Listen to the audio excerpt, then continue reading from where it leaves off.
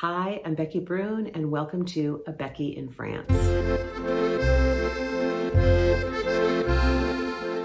So chapter 2 of my stay in Eymet is well underway.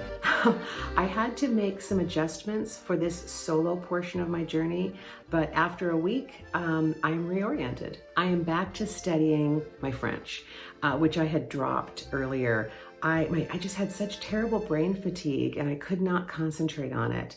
And Duolingo had dropped me in the ratings fiercely. So I'm working my way back up. I also made a commitment to myself to go out and interact using my French every day, at least once, and I have stuck to that. I started a yoga class, which is all in French, which is actually a surprise to me. There are a lot of British expats in this area, and I kind of imagined that there would be some of them in that class, but no. There was one guy who was able to help me kind of orient, but the teacher speaks no English. So I spent a lot of the time lying on my back, letting the French wash over me. I did know some body parts. I knew arms and hands and legs, and left and right. But now I know inhale and exhale. And I always have to watch other students for reference. I'm a little embarrassed to admit how bad my sense of direction is in this really tiny town. I had to rely on Grace when she was here, and now I'm on my own, so I have to rely on myself, but I just get turned around over and over again, which is comical when it's not super annoying.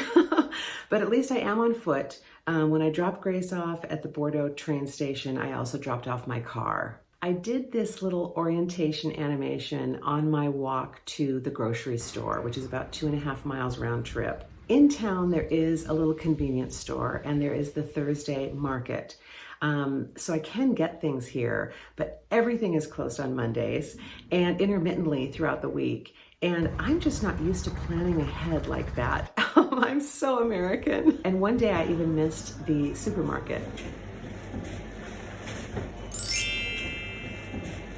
Whether this is true every year in Eymet or not, I don't know, but the weather has been really good for me for this Seattle gal.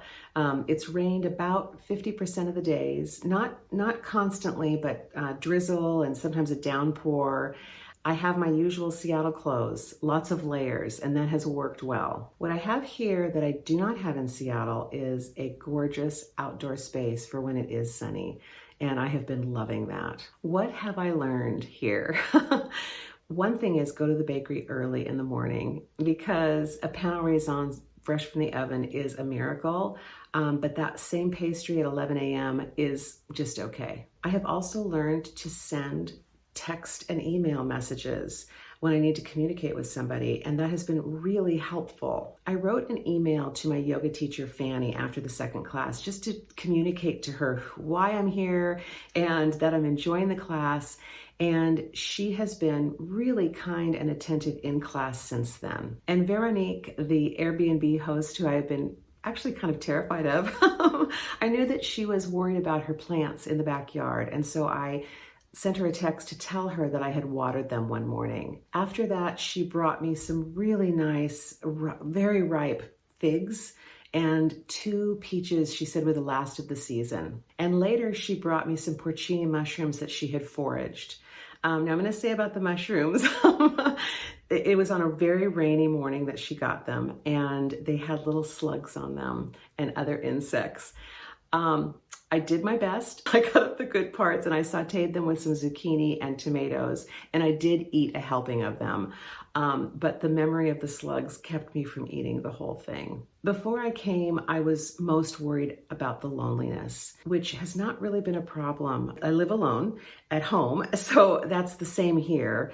And I've been able to make meals and also get food to go. And I've had some great stuff, tikka masala and a Basque stew, so it's been fine. I have one more week of chapter 2, and then my friend Elaine arrives for chapter 3. This trip does feel a little bit like a story from a chapter book, and I'm enjoying every page. Thanks for being here. See you next time. Bye.